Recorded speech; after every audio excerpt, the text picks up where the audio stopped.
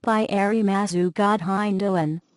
Ya, perkenalkan nama saya Ari Masugod Hendun, NRP 52141015. Pada kesempatan ini saya akan membahas tentang tugas pendahuluan 2. Yang pertama saya bahas adalah tentang network, di mana pada soal diminta untuk mengganti network workgroup name. Caranya dengan mengklik My Computer, klik kanan, Properties, kemudian set system setting, pilih pada tab komputer name, pilih change, isikan nama workgroup yang diinginkan, misalnya ITS, ya, klik OK. Biasanya setelah selesai proses ini akan diminta untuk merestart komputer agar efeknya berjalan. Ya, welcome, OK. Nah, ini restart, OK. Close. Kita pilih restart now untuk mendapatkan efeknya. Nanti nama workgroup selanjutnya adalah mengganti konfigurasi IP versi 4-nya sesuai yang ketentuan, yaitu caranya dengan mengklik pada network access ini, open network and sharing center, kemudian pilih change adapter setting, pilih internet yang kita gunakan, hanya ada satu ya, pilih properties.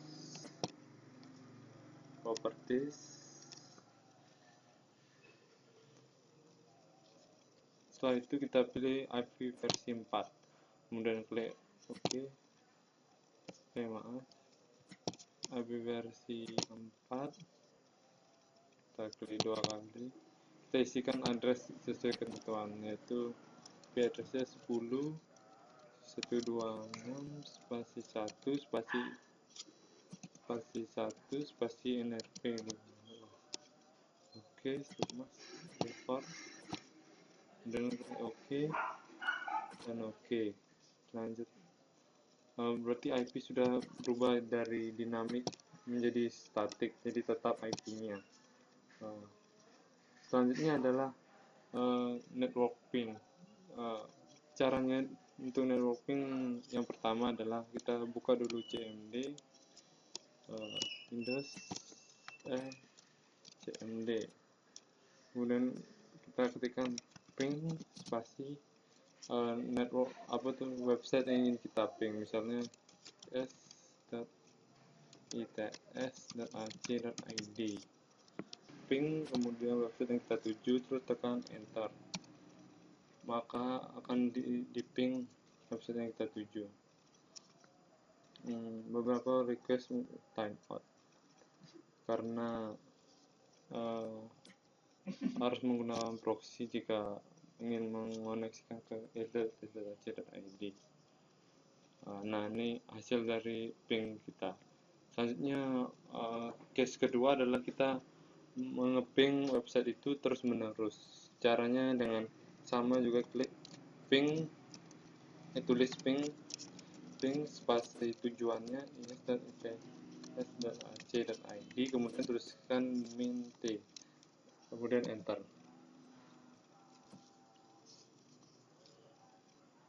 Maka website akan terus di ping secara terus menerus tanpa henti. Kalau di sini tadi 4 kali di ping, coba lihat di sini 3, 4, 4.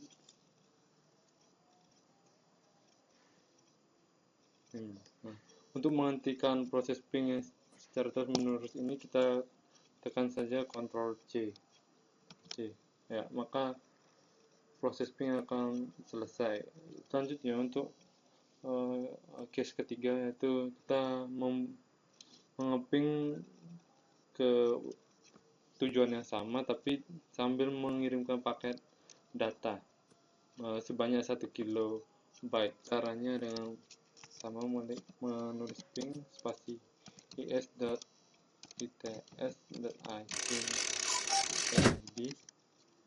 kemudian tulis min l spasi 1. Ini adalah data yang akan kita kirim, yaitu 1 kilobyte, terus tekan enter. ya maka data yang akan dikirim sebesar 1 kilobyte.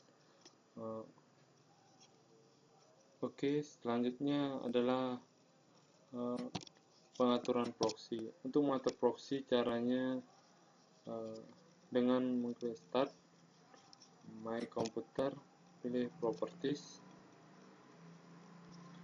kemudian cari internet option, pilih internet option, kemudian kita pilih pada tab connection, kita pilih LAN setting, kemudian isikan proxy ITS-nya. proxy.its.ac.id dengan port 8080. Oke. Ya, oke. Ya, demikianlah setting proxy pada Windows 7. Ya, sekarang saya akan melakukan sharing folder. Caranya pertama buat dulu folder baru dengan nama NRP. Dengan NRP 52.141.000.15. Sudah, kemudian klik kanan, kita pilih share with specific people, kemudian kita pilih add everyone, add share done. Selanjutnya kita lagi klik propertiesnya di sharing. Sudah, terus launch sharing, share this folder. Oke. Selanjutnya kita akan membukanya lewat filter box. Kita buka filter boxnya, Windows 7, start, Windows R, ketikkan IP address pada sini, IP-nya ini 192.165.561, ya, terus kita klik OK. Ya, maka akan connect. Nah, ini folder yang tadi saya share. Ya, sudah. Selanjutnya adalah sharing printer. Untuk sharing printer caranya juga hampir sama. Pertama kita cari dulu control panel pada Windows, control panel, terus device, hardware, and so on. Kita cari device and printer.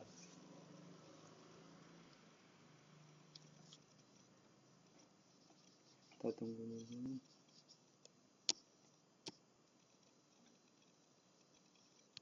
Pada device and printer kita pilih printer mana yang ingin kita share. Nah, misalnya printer ini HP LaserJet, kita klik kanan, terus pilih printer properties. Pada tab sharing kita tekan share centang, terus klik OK. Kemudian kita buka pada VirtualBox,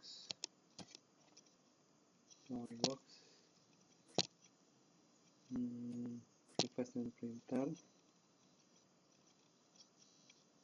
kita add printer, local printer. Sini berfungsi untuk mencari device yang dibagikan oleh komputer lain. Kalau tidak ada, nah, di sini sudah ada di sharean tadi printernya. Nanti kita buka aja ini untuk proses connecting, untuk langsung ngeprint langsung dari komputer ini. Oke, sekian. Ya, selanjutnya adalah tentang network profile. Network profile ada 3 diantaranya, home network, public network, dan workplace network. Untuk mengakses ketiganya kita klik start, pilih control panel, kemudian network and internet, kemudian pilih network and sharing center. Nah, di sini kelihatan network profile yang saya gunakan adalah home network. Untuk melihat yang lainnya, klik home network. Nah, di sini kelihatan 3 profil network, di antaranya ada home network, work network, dan public network. Home network itu adalah profil yang kita gunakan ketika semua komputer yang berada pada network ini adalah berada pada rumah kita, dan kita tahu komputer itu, dan kita dan komputer itu dapat dipercaya. Jadi tidak ada kemungkinan dihack atau apa. Jadi komputer yang ada pada jaringan ini adalah komputer yang aman dan kita ketahui. Dan sekali-sekali memilih home network pada tempat umum seperti coffee shop atau airport dan lain-lain. Selanjutnya adalah work network. Work network adalah profil network yang jika semua komputer di network ini adalah berada pada tempat kerja kita, dan kita mengetahui tiap komputer yang terhubung ke jaringan ini. Ini adalah jaringan yang terpercaya. Jangan memilih network ini pada tempat umum seperti coffee shop atau airport, hampir sama dengan home network. Jadi dua ini untuk tempat yang kita percayai. Selanjutnya adalah public network. Public network ini adalah profil jaringan di mana kita tidak tahu asal komputer-komputer lain di network ini.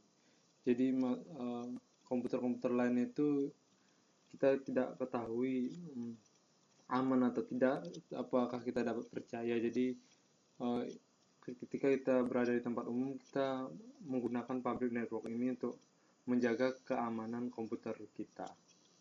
Ya, selanjutnya untuk cara merubahnya sangat gampang. Kita pilih aja di sini, semua kita apa work network, maka klik aja langsung, maka akan berubah menjadi work network.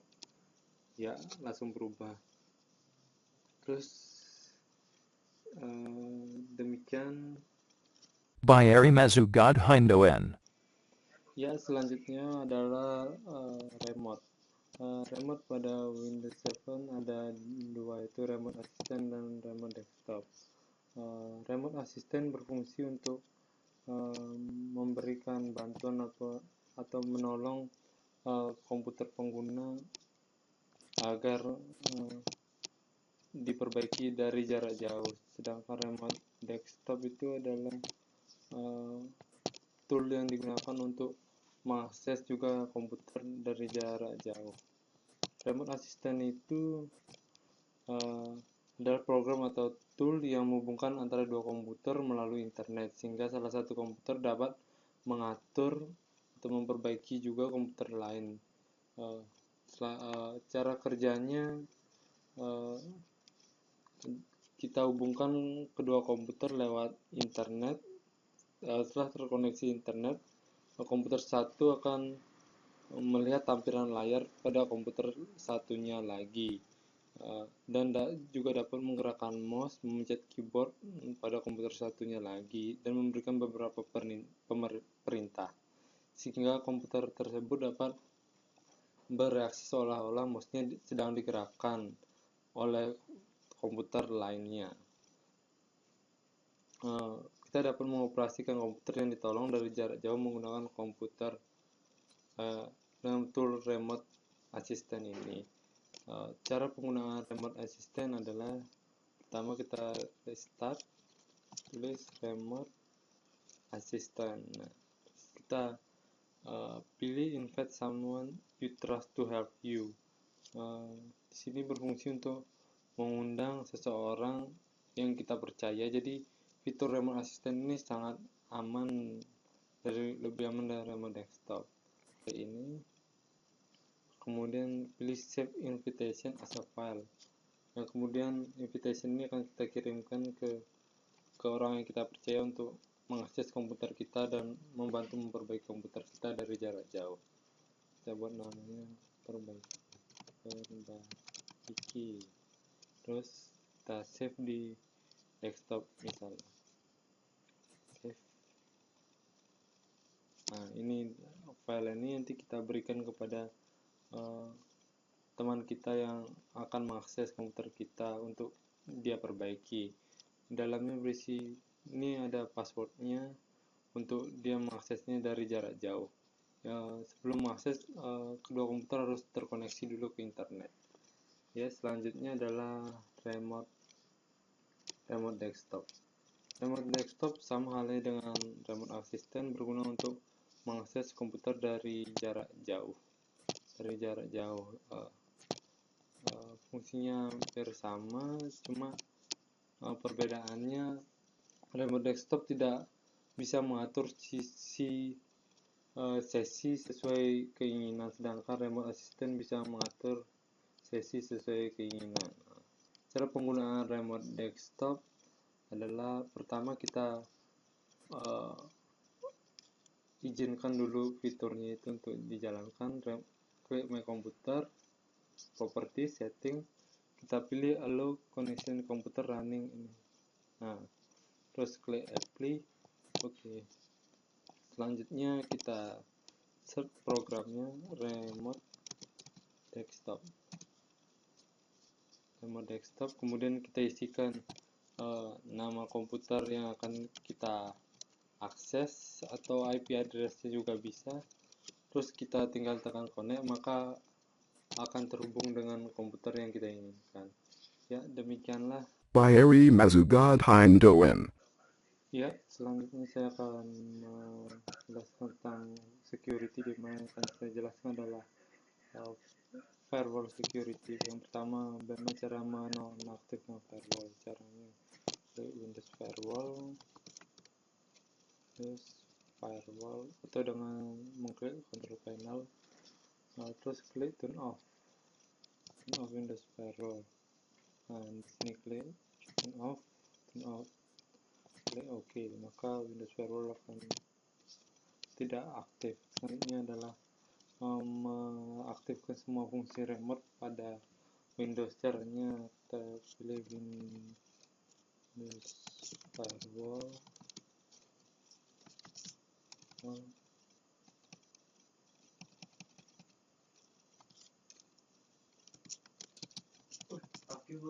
Firewall with Advanced Security, kemudian kita pilih Inbound Rule, kita cari yang fungsi remote-nya, fungsi remote. Nah, fungsi remote-nya yang ini.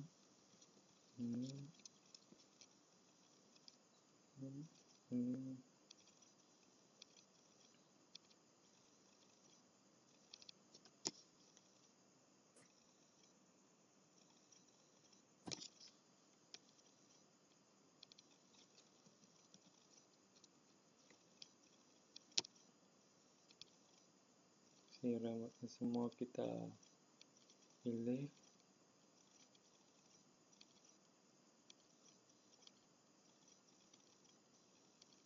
kemudian kita pilih klik kanan, enable rule.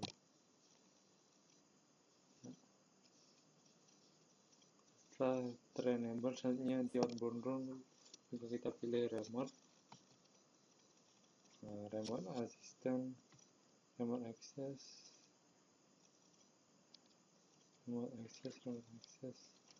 kita klik kanan, enable rule. Ya, demikianlah cara mengenable fungsi remote pada Windows Firewall. Ya, selanjutnya saya akan membahas tentang hard disk security, di mana saya akan melakukan menghilangkan permission user agar tidak bisa mengakses beberapa fitur di C dan melakukan disk kuota pada C. Pertama adalah buka My Computer. Pada disk C kita klik kanan Properties, kemudian kita pilih Security, pilih usernya, kita edit. Nah, kita pilih user, terus kita rubah dia dari dari allow ini menjadi then nih. Jadi dia tidak bisa mengakses beberapa fitur-fitur ini. Kemudian kita klik apply, yes, kemudian oke, kemudian coba kita klik C-nya apakah bisa terbuka.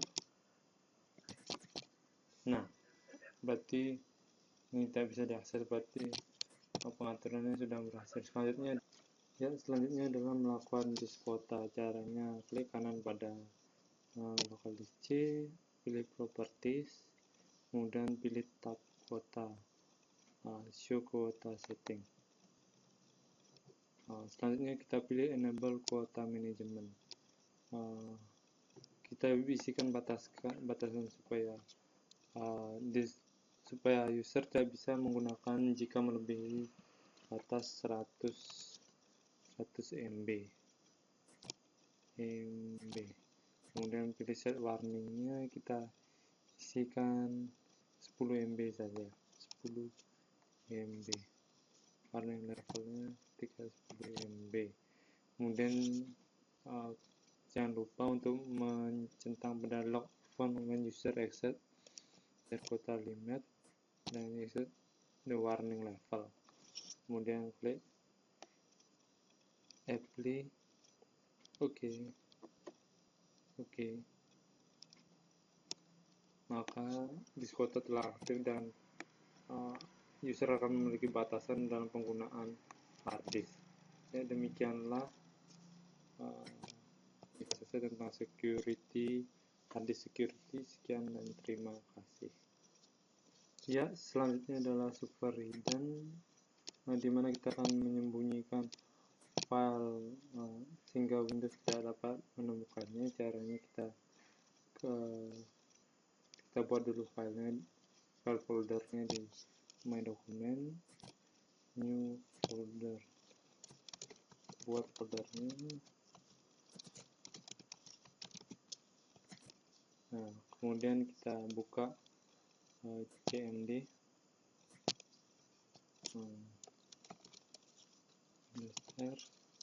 cmd, kemudian kita tuliskan http min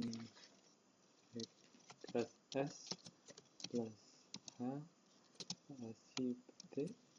spasi direktori di mana tadi file tadi di dokumen di C2 garing user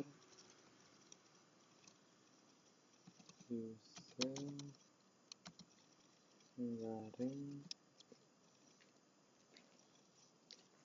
tadi nama usernya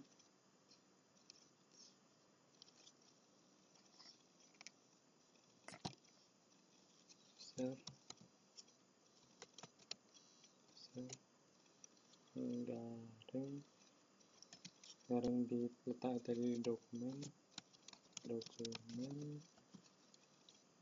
garing nama file tadi ceritanya hilang,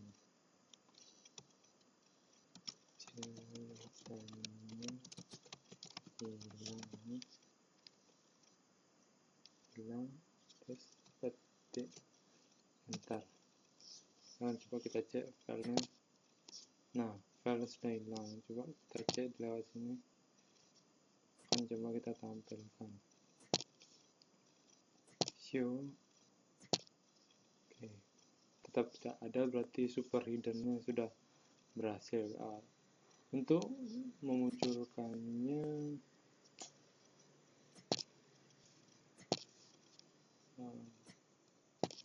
kita hilangkan centang pada ini ya, yes, oke. Nah, semua file protectednya kelihatan dan folder ceritanya hilang udah kelihatan, tapi statusnya masih hidden. Caranya untuk mengembalikannya sangat gampang, kita tulis lagi http tadi plus, sekarang jadi min s min h spasi direktorinya di C user garing user garing dokumen garing cermin hilang enter, maka pasti akan kembali. Ceritanya will not move on. Oh, ini salah tulis, coba ulang. Tarik S min H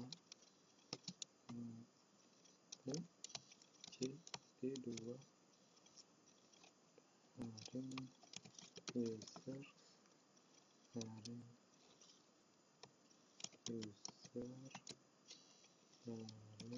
dokumen yang hilang.